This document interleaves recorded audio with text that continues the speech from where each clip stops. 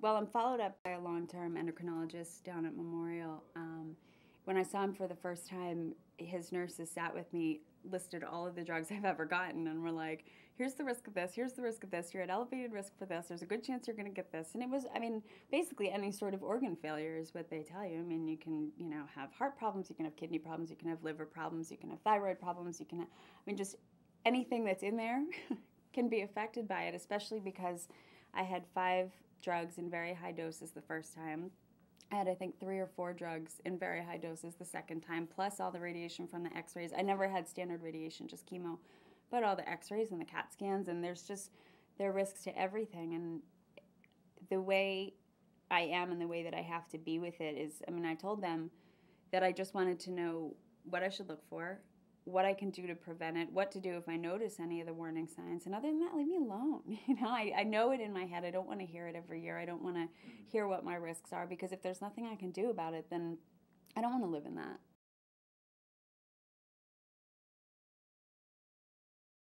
I definitely get pissed off.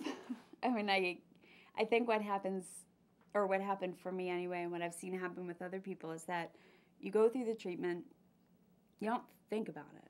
Because you can't, or at least I couldn't. I couldn't think about what it meant to have a life-threatening illness. I couldn't think about what would happen, if a certain test came back a different way or whatever. I just did what I had to do. And that included not only the months of treatment, but the year afterwards, when I was still going in for follow-up visits and I was still going in for tests and everything. And then it all sinks in. And then once they said, okay, go live your life and go, back to Boston and get a job, I started to feel more settled. And then there was the whole psychological backlash of it, where all of a sudden I started to realize, I had cancer. Holy shit. I had a life-threatening illness and I could have died. And it's something I still deal with. And I think when I was diagnosed, I never went, to the why me or it's not fair or anything like that. And I find myself going there more now than before, which I deal with a lot and I think about a lot.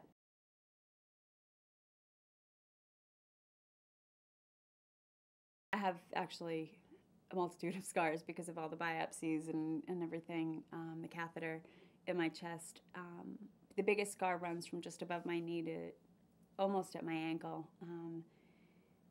and is just the worst part physically for me, because I can pretty much do what I want. I can't do anything high impact. I can't run. I can't do anything that's going to stress that bone.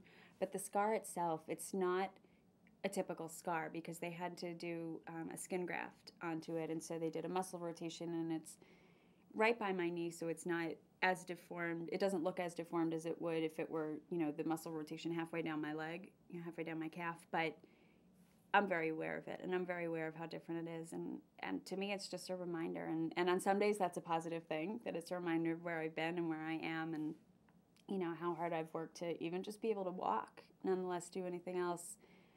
But on some days it's a reminder of the fact that I had cancer, which is a really hard thing to process sometimes. And it's a reminder that I do look different. It's a reminder that I have limitations that I've never had before. And that's been really hard.